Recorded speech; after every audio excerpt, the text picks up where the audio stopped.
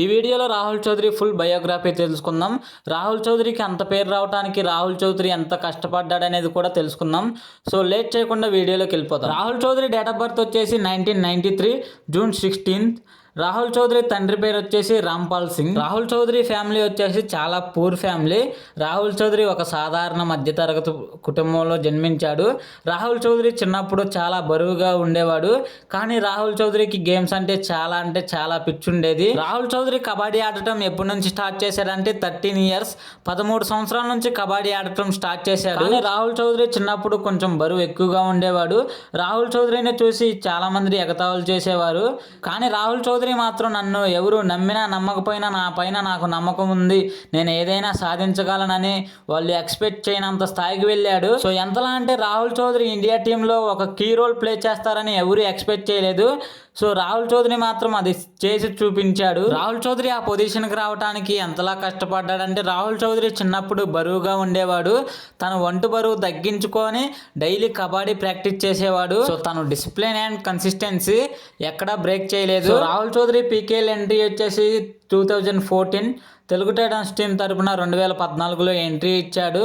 Telugu Titans అంటే రాహుల్ చౌదరి అనేలా prove చేసుకున్నాడు ఫస్ట్ సీజన్లోనే. రాహుల్ చౌదరి స్టైల్ వచ్చేసి fast raid and fast hand touches and డిఫెండర్స్ని కన్ఫ్యూజ్ చేసేవాడు రైడ్కి వెళ్ళినప్పుడల్లా.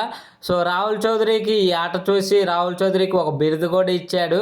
ఏంటంటే ఆ బిరుదు రైడ్ మిషన్ రాహుల్ చౌదరి అని పిలిచేవాళ్ళు అభిమానులంతా. రైడ్ మిషన్ రాహుల్ చౌదరి కాదు, తన పేరు పైన రాహుల్ చౌదరి రికార్డ్స్ కూడా క్రియేట్ చేసుకున్నాడు. ఏంటంటే ఆ రికార్డ్స్ మొట్టమొదటి ప్లేయర్ 500 రైట్ పాయింట్స్ సాధించిన ప్లేయర్ ఎవరైనా ఉన్నారంటే అది రాహుల్ చౌదరి మాత్రమే.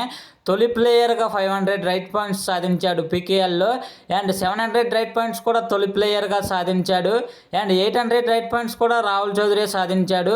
సో ఈ రికార్డ్స్ అయితే ఎవరు ఇంతవరకు బ్రేక్ చేయలేదు. ఈ రికార్డ్సే కాదు, సౌత్ ఏషియన్ గేమ్స్లో 2016లో భారత్ టీం తరపున గోల్డ్ మెడల్ కూడా సాధించాడు. సో రాహుల్ చౌదరి ఇవన్నీ చేసినా కూడా ఎవరి టైం అయినా కొంతకాలమే నడుస్తుంది. సో రాహుల్ చౌదరి చాలా సంవత్సరాలు తెలుగు టైటన్స్ టీం తరపున ఆడినా కూడా తెలుగు టైటన్స్ టీం రాహుల్ చౌదరిని రిలీజ్ చేశారు. సో రిలీజ్ చేసిన వెంటనే Tamil Thalaivas Jaipur Pink Panthers team ఆక్షన్లో పిక్ చేశారు. So Rahul Chaudhary Telugu Titans team వదిలిపెట్టిన దగ్గర నుంచి రాహుల్ చౌదరికి మ్యాట్ పైన అంతగా అవకాశాలు రాలేదు. అండ్ రాహుల్ చౌదరి ఫామ్ కూడా కోల్పోయాడు. ఫామ్ కోల్పోవడంతో పాటు ఆక్షన్లో రాహుల్ చౌదరిని పిక్ చేయడానికి ఏ టీం ఇంట్రెస్ట్ చూపించలేదు. సో ఇవన్నీ రాహుల్ చౌదరి కెరియర్ పైన చాలా ప్రెజర్ని క్రియేట్ చేశాయి. రాహుల్ చౌదరి 2024లో రిటైర్మెంట్ ప్రకటించాడు. And Rahul Chaudhary PKL entry date వచ్చేసి 2014. సో రాహుల్ చౌదరి కరెక్ట్గా 10 ఇయర్స్ పర్ఫామ్ చేశాడు.